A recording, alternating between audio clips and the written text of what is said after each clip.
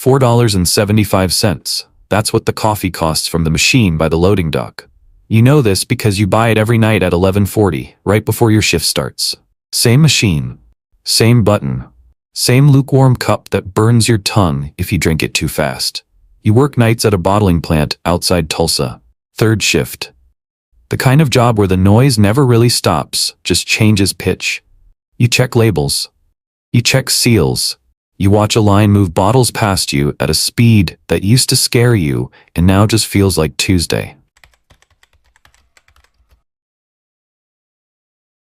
Your paycheck lands every other Friday, $14 an hour. After taxes, it comes out to about $940 every 2 weeks. You do the math without trying. You've done it so many times that the math does itself now. Rent is $610, a one-bedroom above a laundromat.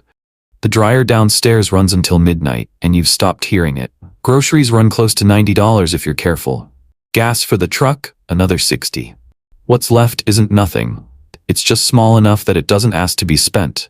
It asks to be watched. One night in October, you're standing at that coffee machine, and your phone buzzes. A coworker, a guy named Wes from the packaging line, is showing everyone a screenshot. He made $400 on some stock overnight. He's grinning like he invented gravity. You don't say anything, you just nod. But something sticks. Not the $400, the confidence. The way he talked about it was as if it belonged to him already, as the money had simply been waiting for him to notice it.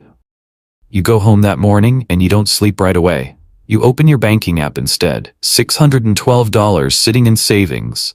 It's been sitting there for 8 months, doing exactly nothing. Regally earning something like 11 cents a month in interest. You never noticed that number before. Now you can't stop looking at it. You're not doing this because you feel brave. You're doing it because you're tired. Tired of watching numbers sit still. You open a brokerage account on your phone at 6 in the morning, still in your work boots. It asks you questions you don't fully understand. Risk tolerance. Time horizon. You guess. You pick the middle option every time. You buy $300 of an index fund, a name with a bunch of letters you can't pronounce out loud. You press confirm. Nothing happens. No sound. No message telling you you've made a good decision. Just a number that used to say $612, now saying $312 in one place and $300 in another place, you can't touch without a form and a waiting period. You almost feel like you did something wrong. You didn't. You just did something invisible. And invisible is the part nobody warns you about. You expect a beginning to feel like a beginning. This one feels like nothing at all. For the next few weeks, you keep working. Same shift, same coffee, same machine. You set up an automatic transfer, $50 every payday, moving straight into the account before you can spend it on something that feels more real in the moment. You don't tell Wes. You don't tell anyone. It's not a secret exactly. It's just not a story yet.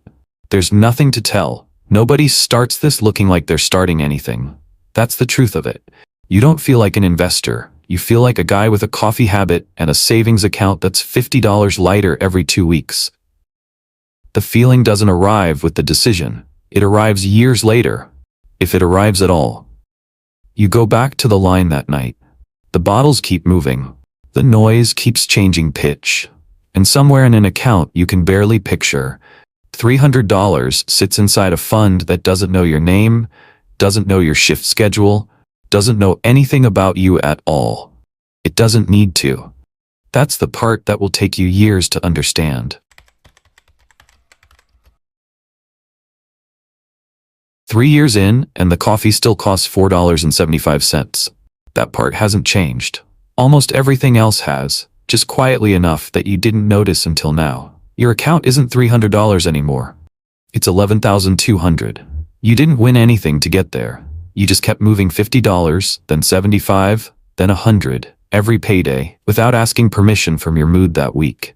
One Tuesday morning, before your shift, you check the app out of habit more than curiosity. There's a line you've never paid attention to before. Dividend received, $4.11. You laugh once, not because it's funny, because it's small enough to be a joke and real enough not to be. $4.11. Almost exactly what the coffee costs. You almost spent it on the coffee, just to prove to yourself it was real. Your thumb's already moving toward the machine's app before you catch it. Instead, you let it reinvest. You sit with that for a second longer than you mean to. You didn't work for it. You didn't stand in line for it. You didn't listen to a supervisor explain quota numbers for it. You slept. The money showed up anyway. This is the part nobody tells you, because there's nothing dramatic to tell. $4 doesn't buy a story. It just buys a coffee. But it's the first time in your life that something that isn't your labor has paid for something you needed. Your phone bill is $68 a month. In November, the dividends across the year add up to just over that. You don't announce it to anyone. You just notice quietly, standing in your kitchen, that one bill this year got paid by a fund with a name you still can't pronounce right. Wes gets a truck that month. Brand new, the kind with the chrome that catches light in the parking lot. Everybody walks over during break to look at it. He stands next to it with his arms crossed like he's guarding something. You walk over too. You say it looks good. It does. Later in the break room, you hear him on the phone, low voice. Something about the payment being higher than he expected, but it's fine, it's handled. You don't say anything. You go back to your locker and grab your gloves. You still drive the same car you drove at 23. It has a sound in the door now, a small rattle when you hit a bump. You've been meaning to fix it. You haven't. Your account will cross 14,000 by the end of the year. Nobody at the plant knows the number. Nobody asks. There's no version of this conversation that fits into a break room built for talking about trucks. Money doesn't change who you are. It changes which choices are already sitting on the table, waiting for you to notice them. You go home that night, same as always. You make dinner. You check the account one more time before bed, not out of worry this time, out of something closer to curiosity. The market has been calm for a while now. Steady, upward, easy to trust. That won't last. Nothing that calm ever does.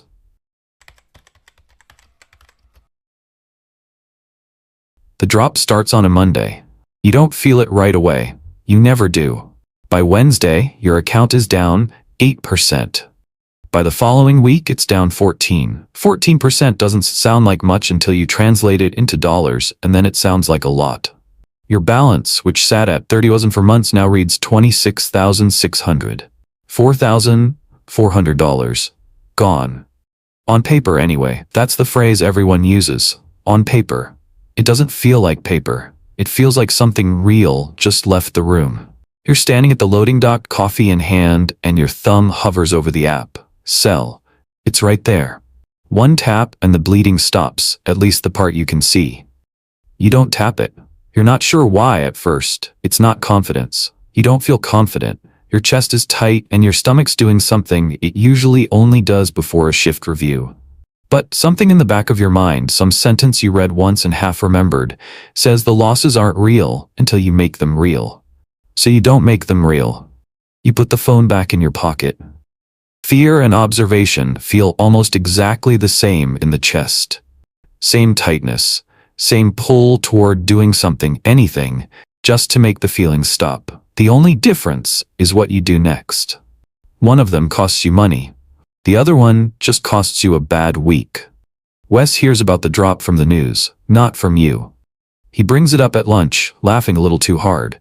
Says he doesn't gamble, and says that's why he keeps his money in a savings account where it's safe. You nod. You don't correct him. His savings account is earning about 6 cents a month. You've done that math before, back when it was your money sitting still. You don't say any of that, you just eat your sandwich. That night, on your automatic transfer date, $75 leaves your checking account and buys shares at the lower price. You didn't do anything brave. You didn't do anything at all, really. The transfer was already scheduled. It doesn't know the market is down. It doesn't check the news first. It just runs. You start to understand something about the account you built. It isn't asking you how you feel before it does its job. 6 weeks later, the market climbs back. Not all the way, not yet, but enough that the number on your screen stops making your stomach turn. The shares you bought during the worst week, the ones that felt like the wrong week to be buying anything, are already worth more than what you paid. You don't celebrate. You just notice. Quietly, the way you noticed the $4.11 3 years ago. Your account will cross $34,000 by the end of the year. Higher than before the drop. You didn't outsmart anything. You didn't time anything. You just didn't move. The market didn't test your strategy. It tested your nervous system. And your nervous system this time held still long enough for the rest of you to catch up. You go home that night, and you don't check the app again until Sunday. Like always. Coffee's still $4.75. Some things don't move at all, even when everything else does. Your supervisor calls you into the office on a Thursday afternoon. Not the break room, the actual office. The one with a door that closes. Her name is Denise. She's run the second floor for 11 years and she doesn't call people in for small things. She offers you the line lead position. More pay, about $9,000 a year before taxes. More hours too. Weekends during peak season. More people are looking to you when something breaks on the floor. 10 years ago, you'd have said yes before she finished the sentence. You asked for a few days to think about it instead. Denise blinked, just slightly, as the question surprised her. People at your level are supposed to want this. More title. More responsibility. More of the thing everyone's been told counts as moving up. Driving home, you catch yourself replaying the sentence twice. You almost turn the truck around to tell Denise you changed your mind. You don't. You go home and open the spreadsheet you've been keeping since you were 26. Simple thing. 2 columns. What the job pays, what the account pays. The raise would land around $600 a month after taxes. Your account, sitting at $91,000 now between the brokerage and the retirement fund at work, paid out just over $500 last month in dividends and interest. Not because you did anything different, because you never touched it. $500 a month for doing nothing versus $600 a month for giving up your weekends. You sit with that math longer than you expect to. You don't take the promotion. You tell Denise you appreciate it, but you're good where you are for now. She doesn't push. She just nods and moves on to the next name on her list. This is the part nobody prepares you for, because it doesn't look like anything is happening. No one throws you a parade for turning down more money. No one even notices, really, except you. You just quietly keep your Saturdays. Wes takes a second job that year, weekends at a hardware store, trying to cover the truck payment and something else you never quite hear the details of. You see him sometimes on a Saturday when you're at the grocery store, and he's still in his hardware store vest, tired in a way that has nothing to do with sleep. You don't feel superior. That's not what this is. You just notice the shape of 2 different weeks, side by side, and you know which one you'd rather be standing in. Money doesn't hand you more choices out of nowhere. It just uncovers the ones that were already sitting there, waiting for you to have the room to consider them. Your account crossed $100,000 that November. You check it on a Sunday morning with your coffee, same $4.75 from the same machine. Though you buy it from a grocery store now, instead of the loading dock, since your shift changed. You don't tell anyone about the number. There's still no room in a Saturday shift conversation for a sentence like that. So, you just keep it, not as a secret, just as something that doesn't need saying yet. That night, you reinvest the dividend like always. Small, automatic, unremarkable. The bigger drop is still a few years out. You don't know that yet. Nobody ever does.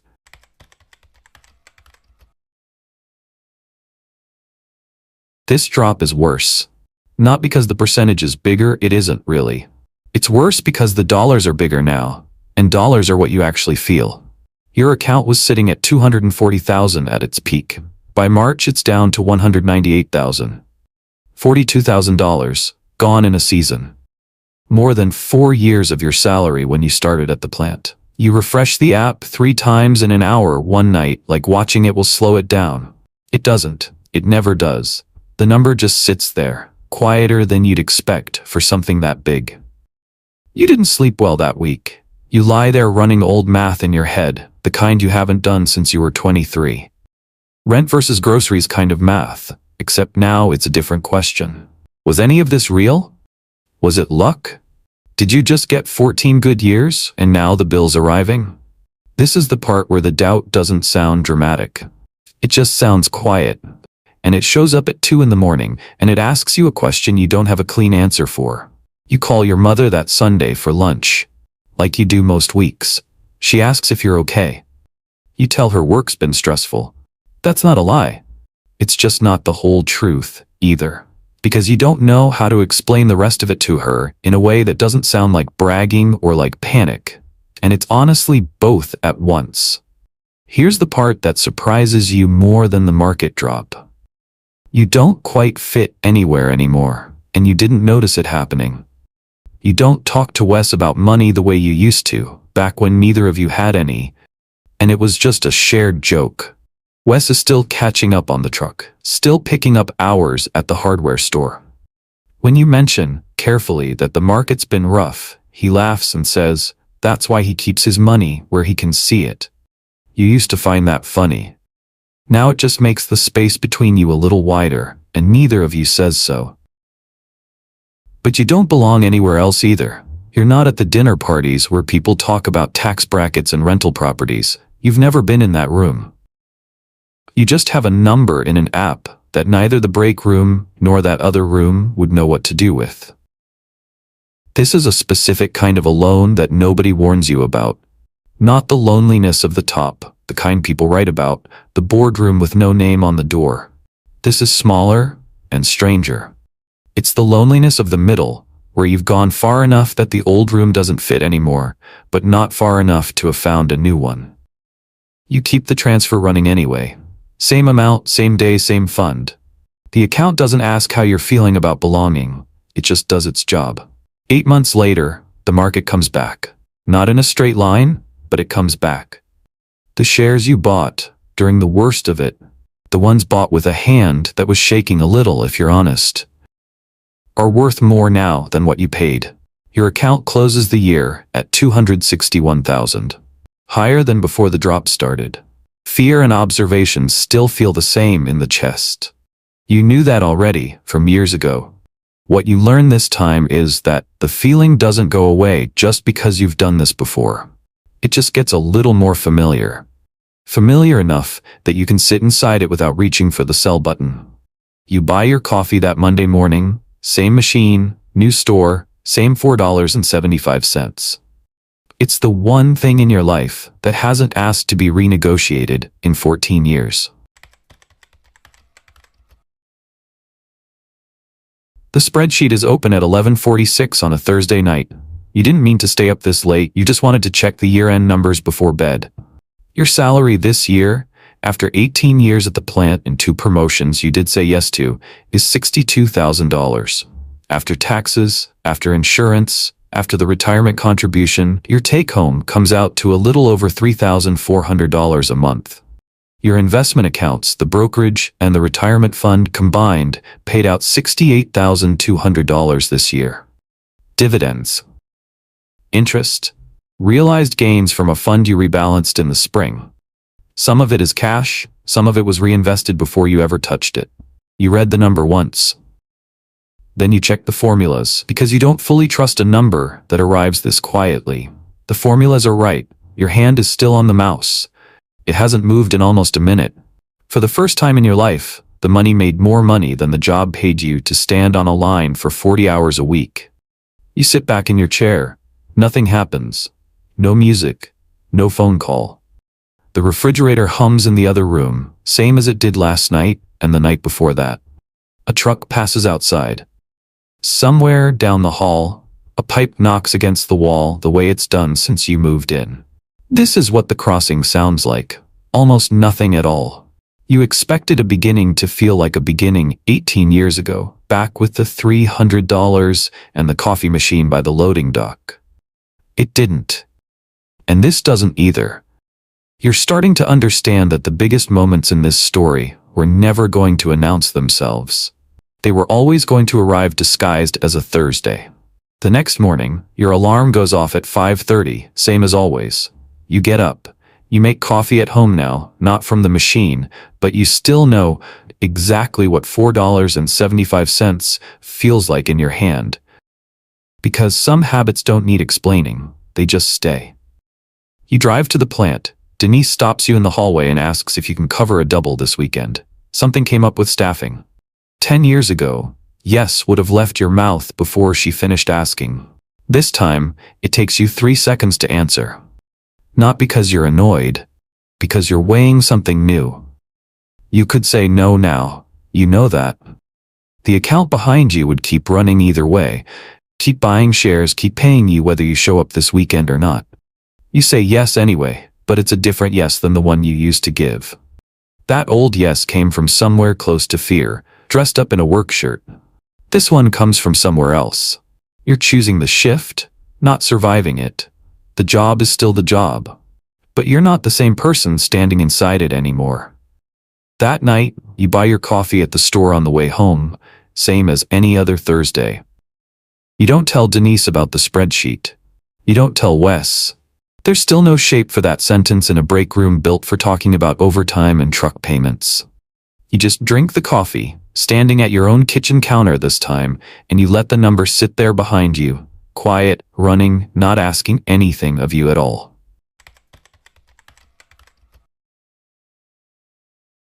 The rumor starts near the break room in February.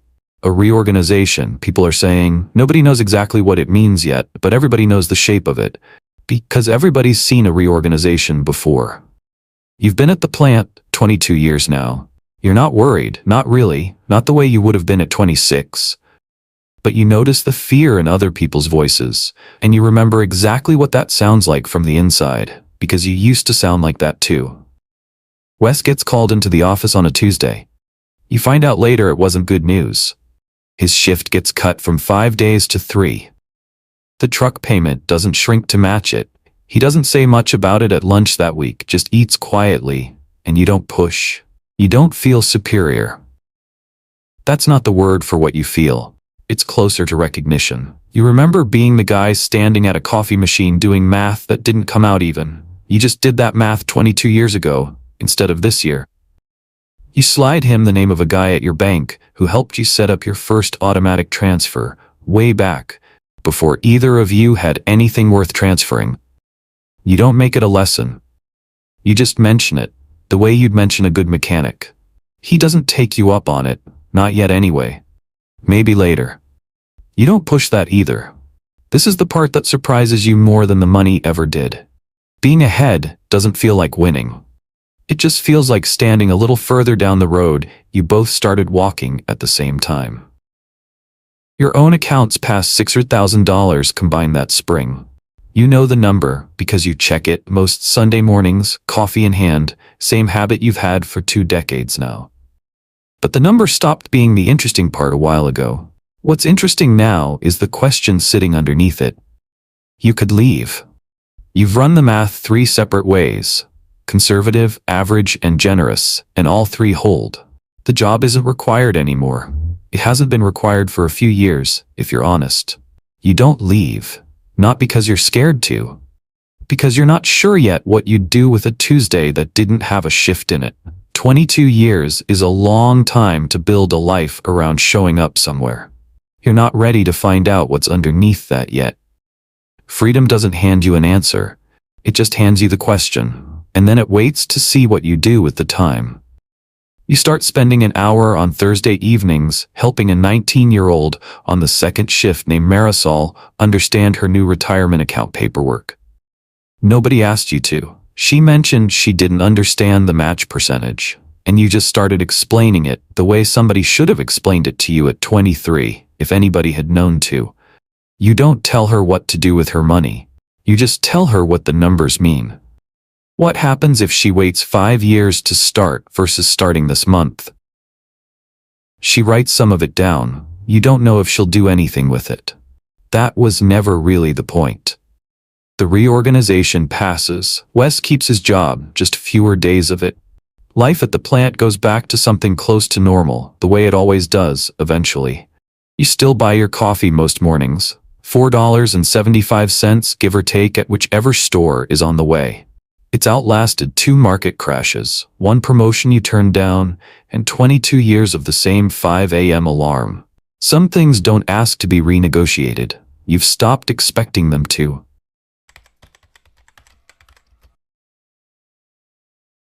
Marisol comes to find you on a Thursday, same night as always, except this time she's not asking about paperwork. She's 25 now. She tells you her account crossed $40,000 last week. She sounds a little embarrassed saying the number out loud, the way you were embarrassed saying anything about money for the first 10 years of doing this. You tell her that's not a small number. She doesn't believe you yet. That's fine. You didn't believe it either, back when it was $612 sitting still in a savings account, and you couldn't stop looking at it. You're 51 now. 28 years at the plant, though you're on the floor less than you used to be.